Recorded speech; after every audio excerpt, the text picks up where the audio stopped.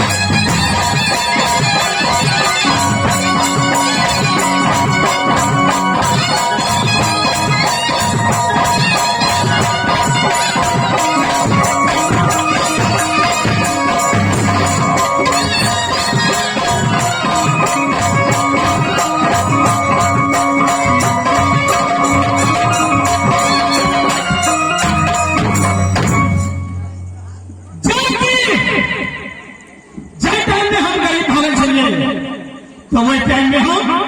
चोरी करे चोरी करे चाहिए 780 हम लेकिन साहेब नहीं साहेब मालाधारी छे के सीन है तो कहीं पड़ते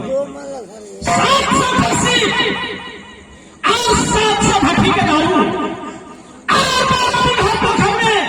सत्तू भर के अकेले पिए चाहिए